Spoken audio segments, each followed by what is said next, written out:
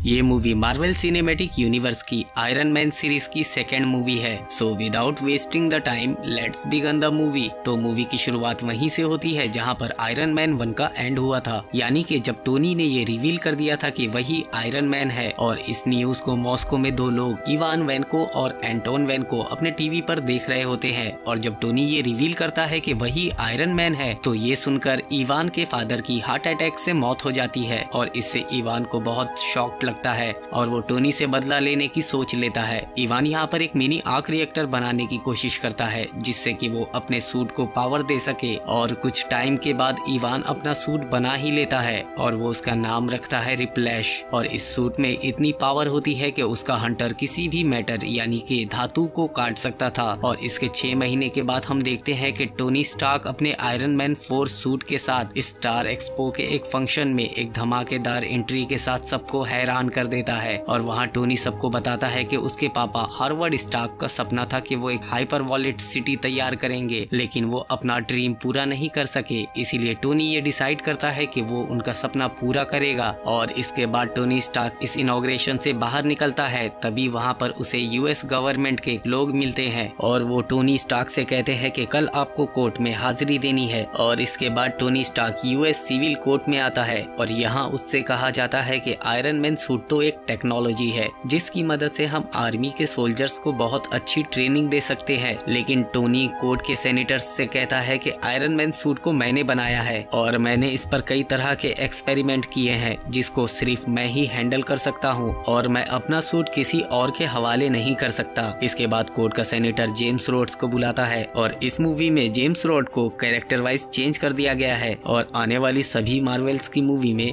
हमें यही James road देखने को मिलेंगे। और जेम्स रोडी टोनी का बहुत ही अच्छा फ्रेंड होता है। इसके बाद कोर्ट का सेनेटर रोडी को कुछ पेजेस पढ़ने को कहता है और दबाव बनाता है कि कर्नल रोडी पेज नंबर 7 की 19वीं लाइन को पढ़े। और जब रोडी उन लाइनों को पढ़ता है तो उसमें लिखा होता है कि आयरन मैन सूट एक बहुत ही खतरनाक टेक्नोलॉजी है और वो किसी भी देश या किसी भी आम इंसान के लिए बहुत बड़ा खतरा है। इसीलिए आयरन मैन सूट को यूएस मिलिट्री के हाथों में सौंप देना चाहिए, मगर टोनी इस बात से भी मना कर देता है। फिर उसके बाद सेनेटर एक और आदमी को बुलाता है जिसका नाम जस्टिन हैमर होता है और ये भी टोनी ही की तरह एक आर्म्स डीलर और हथियारों का एक्सपर्ट होता है। और उसके बाद वो सेनेट को एक टीवी पर वीडियो क्लिप्स की मदद से ये बताता है कि आयरन मैन सूट कितना ज्यादा खतरनाक हो सकता है। और जब ये क्लिप चल रही होती है तब टोनी स्टार्क अपने जीनियस माइंड और आर्टिफिशियल इंटेलिजेंस टेक्नोलॉजी की मदद से यूएस गवर्नमेंट के डेटाबेस को हैक कर लेता है और फिर उसी स्क्रीन पर कुछ और वीडियो क्लिप्स को चलाता है जिसमें वो इस बात को साबित कर देता है कि जस्टिन हैमर कितना बड़ा झूठा है। और उस वीडियो में हैमर ने भी आयरन मैन सूट को बनाने की बहुत कोशिश की थी, लेकिन वो इसमें नाकाम रहा था और टोनी स्टार्क ने सबके सामने उसके झूठ का पर्दा फाश कर दिया था। और टोनी सबसे कहता है कि जब इतना बड़ा वेपन एक्सपर्ट मेरे सूट को हैंडल नहीं कर सकता तो तुम लोग उसे कैसे हैंडल कर सकते हो। मेरे सूट को सिर्फ मैं ही कंट्रोल कर सकता हूँ। और ये कहकर टोनी वहाँ से चला जाता है।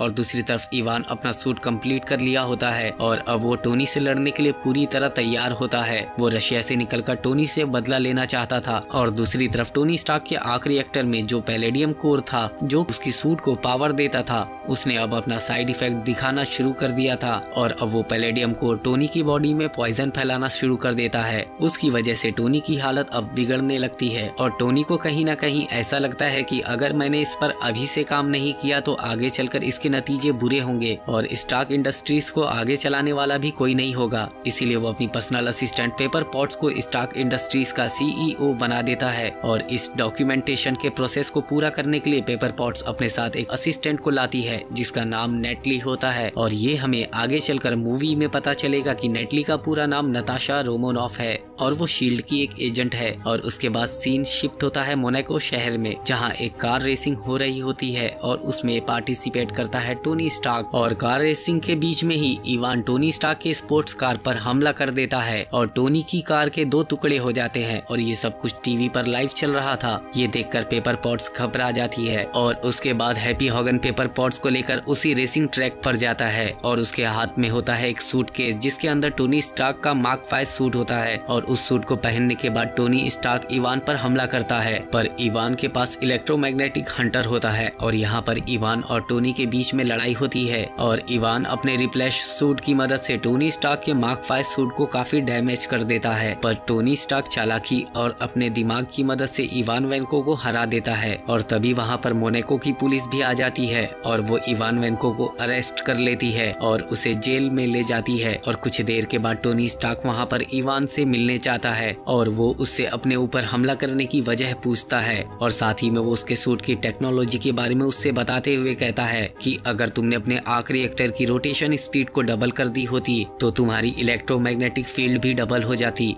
और फिर तुम उसकी मदद से मुझे आसानी से हरा सकते थे और तुम चाहते तो अपनी इस टेक्नोलॉजी को यूएस गवर्नमेंट को बेचकर काफी ज्यादा अमीर भी हो सकते थे। इवान उसकी बातों का कोई जवाब नहीं देता और फिर टोनी वहाँ से चला जाता है। और फिर कुछ देर के बाद खाने पर इवान को एक बम मिलता है। इवान के सेल में एक आदमी आता है जो इवान की ही तरह दिखता था और उसके ड्रेस पर भी वही नंबर थे जो इवान की ड्रेस पर थे। और इवान को ये बात समझ में आ जाती है कि कोई तो है जो उसे बचाना चाहता है और वो उस बम को दीवार पर फिट करके वहाँ से निकल जाता है। और फिर कुछ देर के बाद इवान के सेल में ब्लास्ट होता है जिसमें इवान का वो डुप्लीकेट आदमी मारा जाता है और मोनाको पुलिस को यही लगता है कि इवान मारा जा चुका है। फिर उसके बाद इवान को वहाँ से कहीं और पहुँचा दिया जाता है। यहाँ पर हमें पता चलता है कि इवान को बचाने वाला कोई और नहीं बल्कि जस्टिन हैमर था और हैमर ने ही इवान को अपने फायदे के लिए जेल से छुड़वाया था। और यहाँ पर हमें पता चलता है कि जस्टिन हैमर के पास आयरन मैन सूट की पूरी आर्मी होती है जिसे वो इवान की मदद से अपग्रेड करना चाह रहा था।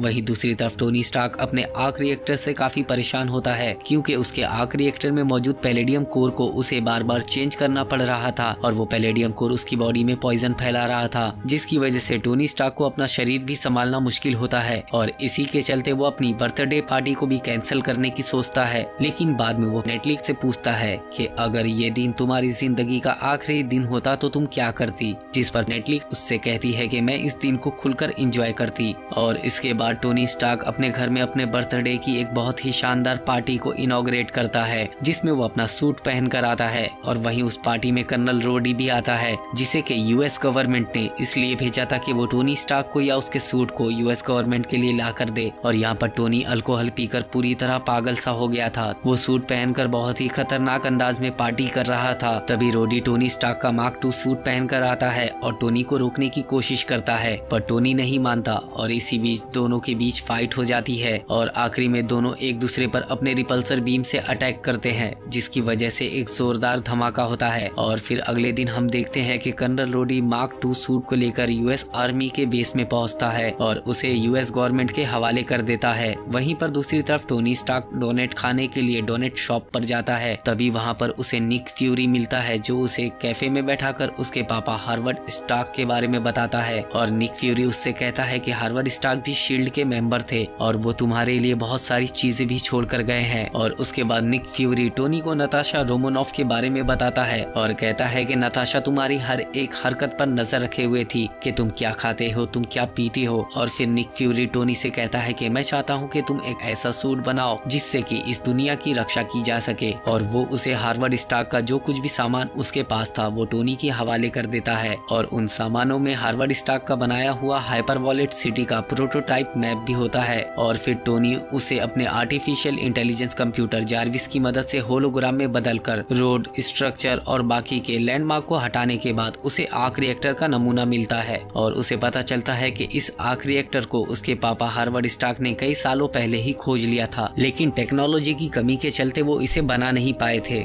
और फिर टोनी स्टार्क अपने जीनियस माइंड की मदद से इलेक्ट्रॉन, प्रोटॉन और न्यूट्रॉन को एक करके वाइब्रेनियम से एनर्जाइज एक आर्क रिएक्टर बनाता है जिसमें कई सूट्स को एक साथ पावर देने की क्षमता होती है और इसमें से कोई भी हार्मफुल पॉइजन नहीं निकलता जिससे टोनी की बॉडी को कोई नुकसान पहुंचे। और फिर टोनी स्टार्क अपने उस आर्क रिएक्टर की मदद से अपना नया सूट बना लेता है। और फिर तभी उसे इवान वेन्को की कॉल आती है और वो टोनी से कहता है कि मैंने जस्टिन हैमर के साथ मिलकर आयरन मैन सूट की पूरी आर्मी बना ली है और मैं चाहता हूँ कि तुम उसका सामना करो और अगर तुमने उन्हें हरा लिया तो मैं मान लूंगा कि तुम अजय हो। और फिर उसके बाद सीन चेंज होता है और हम देखते हैं कि जस्टिन हैमर एक एग्जीबिशन में ऑडियंस के सामने अपने रोबोट्स के प्रोटोटाइप्स को इंट्रोड्यूस करता है और उसके पास पूरी रोबोट आर्मी होती है जिनमें मरीन रोबोट, एयर रोबोट और फॉरेस्ट रोबोट होते हैं। और इन सबको लीड कर रहा होता है कर्नल रोडी का आयरन मैन सूट जिसे जस्टिन हैमर ने अपग्रेड करके उसका नाम वॉर मशीन रख दिया था। और तभी टोनी स्टार्क वहाँ पहुँचता है और वो जस्टिन हैमर को समझाने की कोशिश करता है कि उसकी आयरन मैन आर्मी इस वक्त इवान वेनको के कंट्रोल में है, पर जस्टिन हैमर उसकी बात को अनसुनी करता है